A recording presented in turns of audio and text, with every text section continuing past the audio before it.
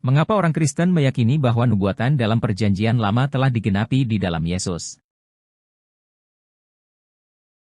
1. Yesus sebagai penggenapan nubuat mesianik. Perjanjian Lama memuat lebih dari 300 nubuat tentang Mesias, yang diyakini umat Kristen telah digenapi dalam Yesus.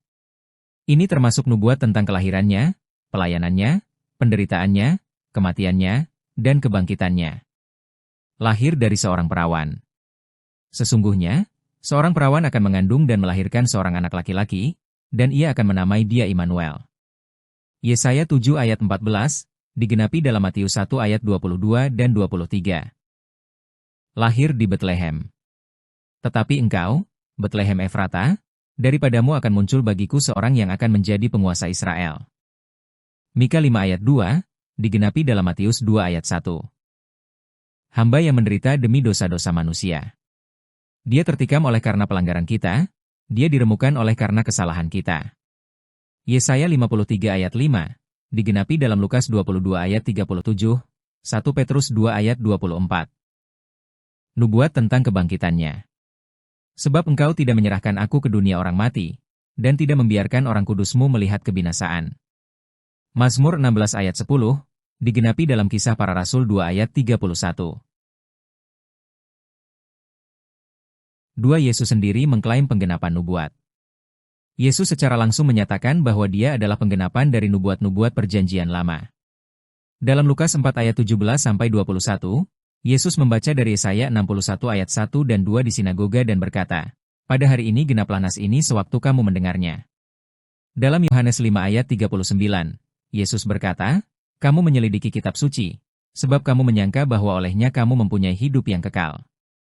Padahal kitab suci itu memberi kesaksian tentang aku." Pernyataan ini sangat radikal, karena Yesus mengidentifikasi dirinya sebagai Mesias yang telah lama dinubuatkan. 3. Kesaksian para rasul dan kepercayaan gereja mula-mula. Setelah kebangkitan Yesus, murid-muridnya dengan berani mengajarkan bahwa dia telah menggenapi nubuat-nubuat mesianik. Petrus dalam Kisah Para Rasul 2 ayat 22-36. Petrus menegaskan bahwa kebangkitan Yesus menggenapi Mazmur 16 ayat 10, membuktikan bahwa dia adalah Mesias. Paulus dalam Kisah Para Rasul 17 ayat 2 dan 3. Paulus menerangkan dan menunjukkan bahwa Mesias harus menderita dan bangkit dari antara orang mati.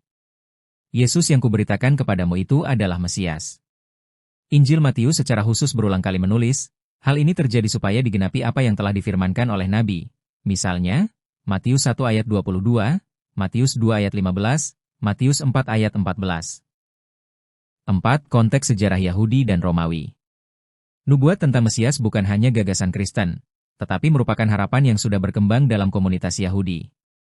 Gulungan Laut Mati, sekitar 150 sebelum Masehi sampai 70 Masehi, menunjukkan bahwa banyak orang Yahudi mengharapkan seorang Mesias yang akan menjadi hamba yang menderita dan juga Raja Penyelamat, sebagaimana tertulis dalam Yesaya 53. Sejarawan Yahudi Yosefus, abad pertama, mencatat bahwa Yesus adalah tokoh luar biasa yang menarik banyak pengikut dan disalibkan di bawah pemerintahan Pontius Pilatus. Sejarawan Romawi Tacitus, Annals 15 bab 44, menegaskan eksekusi Yesus oleh Pilatus dan penyebaran kekristenan. Catatan-catatan sejarah ini menunjukkan bahwa kehidupan dan pelayanan Yesus menyebabkan banyak orang abad pertama percaya bahwa dia adalah Mesias yang telah lama dinubuatkan. 5. Konsistensi penggenapan nubuat sepanjang waktu. Tidak seperti Mesias-Mesias palsu sebelum dan sesudah Yesus, hidup, kematian, dan kebangkitannya benar-benar sesuai dengan kitab suci. Daniel 9 ayat 24-27 menubuatkan waktu kedatangan Mesias sebelum kehancuran Bait Suci, tahun 70 Masehi, yang sesuai dengan kehidupan Yesus. Yesaya 53 dan Mazmur 110 ayat 1 menggambarkan seorang Mesias yang menderita namun juga memerintah sebagai Raja, sesuatu yang unik digenapi dalam Yesus. Penyebaran global kekristenan, meskipun mengalami penganiayaan hebat, sesuai dengan nubuat bahwa kerajaan Mesias akan bertahan selamanya, Daniel 2 ayat 44.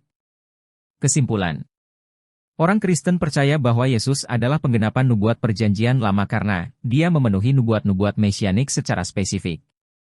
Dia sendiri mengklaim bahwa dia adalah penggenapan nubuat tersebut dan menunjukkan tanda-tanda mukjizat.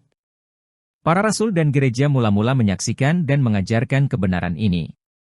Bukti sejarah mendukung keberadaannya, penyalibannya, dan dampaknya. Tidak ada tokoh lain dalam sejarah yang begitu selaras dengan kriteria mesianik sebagaimana yang telah dinubuatkan dalam kitab suci.